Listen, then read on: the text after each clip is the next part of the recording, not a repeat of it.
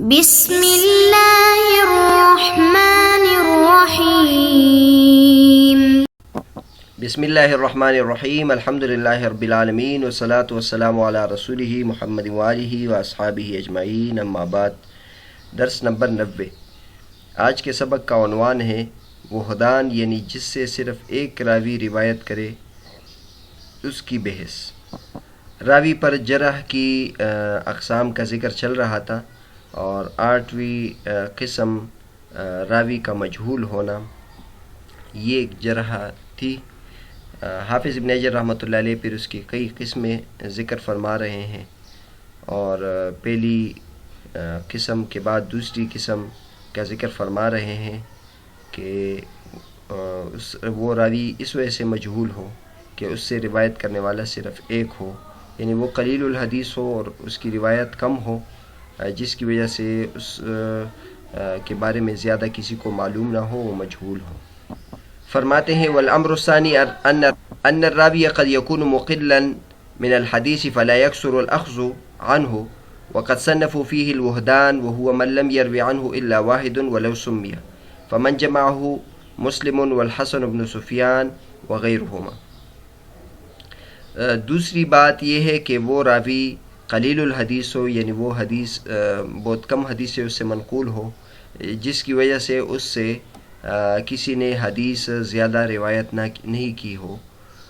اور اس فن میں علماء کرام نے جو کتابیں لکھی ہے وہ وحدان کے عنوان سے لکھی ہے، اور وحدان اس کو کہتے ہیں کہ جس سے روایت کرنے والا صرف ایک ہو، اگرچہ اس کا نام لیا جائے۔ جن حضرات نے ان روات کو جمع کیا ہے ان میں امام مسلم رحمۃ اللہ علیہ ہے، حسن بن سفیان ہے، اور ان کے علاوہ ہے۔ بہرحال یہاں اس مناسبت سے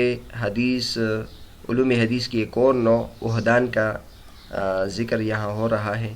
اور اس پر نور الدین عطر صاحب نے 75 نمبر بحث کا عنوان قائم کیا ہے۔ تو وحدان ان روات کو کہتے ہیں جن سے روایت کرنے والا صرف ایک ہو، اگرچہ اس کا نام ہو۔ تو ایسے راوی جتنا کسی سے لوگ روایت کرے تو اس کی شہرت ہوتی ہے، اور اس کی جو مجہول ہونا ہے وہ ختم ہو جاتا ہے،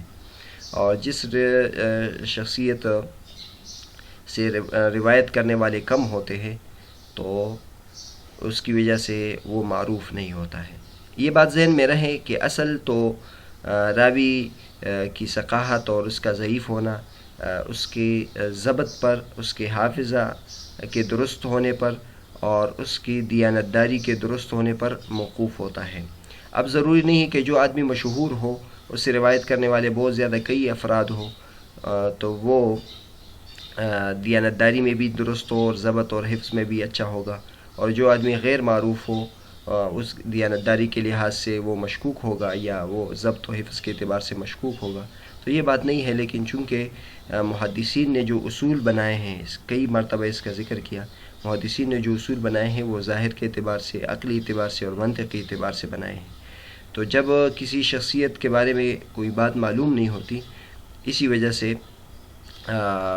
یہ اس پر عمل کو موقوف قرار دیتے ہیں، اور اس کو بھی ضعیف قرار دیتے ہیں۔ لیکن آپ اگر دیکھ لیں تو یہ جرح کی 8ویں قسم ہے، اور حافظ ابن حجر رحمۃ اللہ علیہ جرح کی جو اقسام ذکر کر رہے ہیں وہ سخت کو پہلے ذکر کر رہے ہیں، اور جو نرم ہے اس کو بعد میں ذکر کر رہے ہیں۔ تو یہ جو جرح ہے یہ بہت کمزور ہے، کیونکہ اصل تو جرح یہ ہے کہ کسی کے بارے میں صراحتاً ثابت ہو جائے کہ یہ راوی کی دیانت کا مسئلہ ہے، یا اس کی ضبط اور حفظ کا مسئلہ ہے۔ اگر کسی کے بارے میں یہ ثابت نہیں ہے تو اس کے بارے میں جو جرح ہوتی ہے وہ کمزور قسم کی ہوتی ہے۔ تو بہرحال وحدان ان روات کو کہتے ہیں جن سے روایت کرنے والا صرف ایک ہو، اگرچہ اس کا نام لیا جائے تو صرف نام لینا کافی نہیں ہے، یا نام لینے سے ہمارا مسئلہ حل نہیں ہوتا، بلکہ اصل تو اس کی ثقافت اور اس کی دیانتداری کو بیان کرنا مقصود ہے۔ ایسے روات کے بارے میں جو کتابیں لکھی گئی وہ امام مسلم رحمۃ اللہ علیہ نے لکھی ہے۔ تو بہرحال اس سے معلوم ہوا کہ اصول حدیث کی ایک خاص نوع ہے، اور جس کے بارے میں امام مسلم رحمۃ اللہ علیہ نے کتاب لکھی ہے، اور حسن ابن سفیان نے بھی کتاب لکھی ہے۔ امام مسلم رحمۃ اللہ کی کتاب چھپی ہے، حسن ابن سفیان کی کتاب ابھی تک نہیں چھپی۔ نیچے نور الدین عطر صاحب نے ان دونوں کے حالات بھی لکھے ہیں۔ مسلم ابن الحجاج بن مسلم النیسابوری حافظ امام جلیل فقیہ من خاصۃ تلامیذ البخاری، امام بخاری رحمۃ اللہ کے خاص شاگردوں میں سے ہیں۔ اس کے بارے میں ہم نے پیچھے تفصیل کے ساتھ بیان کیا ہے کہ امام بخاری رحمۃ اللہ کے شاگرد ہیں، ان سے تلمذ ثابت ہے، لیکن اس قسم کے نہیں تھے کہ سب کچھ ان سے سیکھا ہے، بلکہ امام بخاری رحمۃ اللہ کے ساتھ اکثر شیوخ میں شریک ہے، جو ان کے شیوخ ہیں ان کے بھی وہی شیوخ ہیں۔ 261 ان کی وفات ہے۔ ان کی کئی کتابیں ہیں، ایک تو ان کی صحیح کتابیں جو مشہور ہے چھپی ہے، اور ایک الوحدان ہے جو ان کی کتابیں چھپی ہے، ایک ان کی کتاب تمییز وہ بھی چھپی ہے۔ حسن بن سفیان کے حالات بتائے ہیں۔ حسن بن سفیان ابن عامر ابو العباس الشیبانی النسبی الحافظ الکبیر الیقظ، بیدار تھے، محدث خراسان فی عصری، اپنے زمانے میں خراسان کے محدث تھے۔ 303 ان کی وفات ہے۔ ان کی المسند الکبیر ہے اور ایک ان کی کتاب الاربعین ہے۔ یہ آپ کے سامنے وہ ٹائٹل ذکر کیے ہیں، المنفردات والوحدان، یہ امام مسلم رحمۃ اللہ کی کتابیں جو کئی مرتبہ چھپی ہیں، یہ ایک اور طبع ہیں۔ اس کے ساتھ ساتھ آپ اگر دیکھیں تو امام نسائی رحمۃ اللہ علیہ کی کتاب بھی ہے، تسمیۃ من لم یروى عنہ غیر واحد، ان لوگوں کے نام جن سے روایت کرنے والے صرف ایک ہیں۔ یہ امام نسائی رحمۃ اللہ علیہ متوفی سن 303، ان کی بھی ایک کتاب ہے اس موضوع پر۔ وحدان کے موضوع پر ایک زمانے حاضر کے ایک بہت بڑے محقق شیخ عبد الرحمن المعلمی الیمانی، ان کی بھی ایک کتاب ہے الوحدان، جن کی وفات 1386 ہجری ہے، اور یہ بہت عمدہ کتاب ہے۔ اس کے مقدمے میں وحدان اور ان روات کے بارے میں جو کتابیں ہیں ان کی تفصیل ذکر کی ہے کہ وہ کون کون سے روات ہیں جن سے صرف ایک روایت منقول ہے۔ اس کے علاوہ یہ ایک بحث ہے تقریباً 40 صفحات کی، بہت عمدہ بحث ہے، تفسیق الوحدان ضوابطہ وامثلتہ، عبدالعزیز بن صالح الوحیدان کی کتاب ہے، جس میں انہوں نے اس بارے میں بحث کی ہے کہ جو وحدان ہیں ان کا حکم کیا ہے، یعنی جن سے صرف ایک راوی روایت کرے، تو یہاں حافظ ابن حجر رحمۃ اللہ تو ان کو مجروح روات میں ذکر کیا ہے، لیکن یہ ظاہر ہے یہ اجمال کے اعتبار سے تفصیل میں جا کر ان کا حکم یہ نہیں ہے، اس میں تفصیل ہے، خود حافظ ابن حجر رحمۃ اللہ علیہ آگے جا کر اس کی بحث فرمائیں گے۔ تو بہرحال یہ ایک بحث ہے، توثیق الوحدان ضوابطہ وامثلتہ، یہ ایک عمدہ بحث ہے، اس مسئلے کی تفصیل کے لیے یہ کتاب ملاحظہ کی جا سکتی ہے۔ اس میں انہوں نے خلاصہ یہ ذکر کیا ہے کہ دراصل یہ جو وحدان روایت ہیں ان کو مجہولین کے ضمن میں ذکر کیا جاتا ہے، تو مجہول راوی تو ضعیف ہوتا ہے، لیکن اس کے لیے ایک استثناء یہ ذکر کیا ہے کہ اگر وحدان جو روات ہے یہ صحابہ کرام میں سے ہو تو اس کو ہم مستثنیٰ کریں گے۔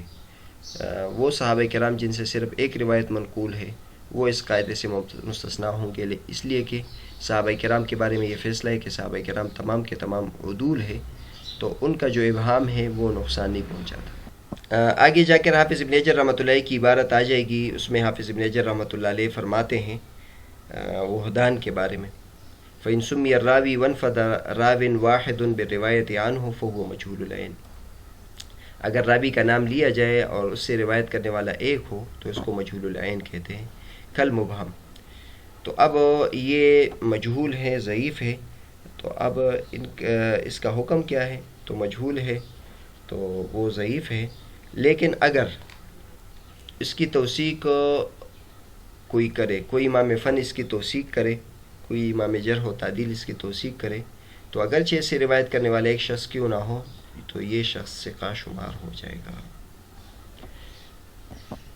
لیکن اس کے لیے یہ شرط لگائی ہے کہ جو شخص اس سے روایت کر رہا ہے وہ اس کی توثیق نہ کرے، اس کے علاوہ کوئی اور شخص، کوئی اور امام فن اس کی توثیق کرے،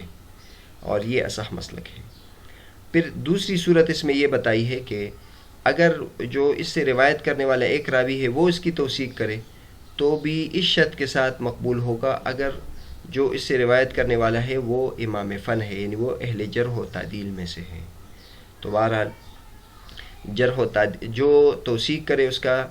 امام فن ہونا ضروری ہے، یعنی وہ جرح و تعدیل کے ائمہ میں سے ہو،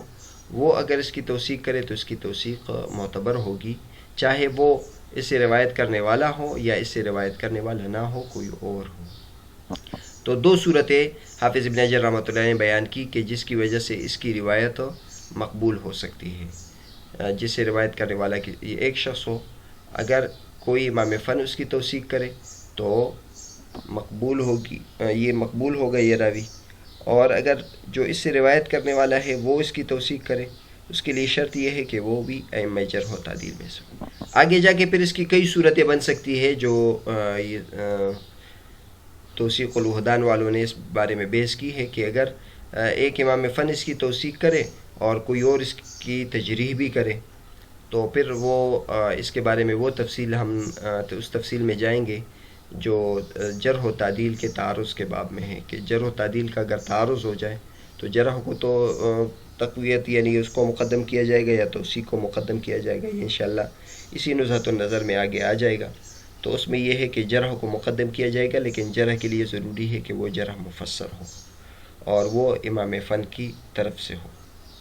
اگر ایسی جرح نہیں ہے تو پھر توثیق کو مقدم کیا جائے گا۔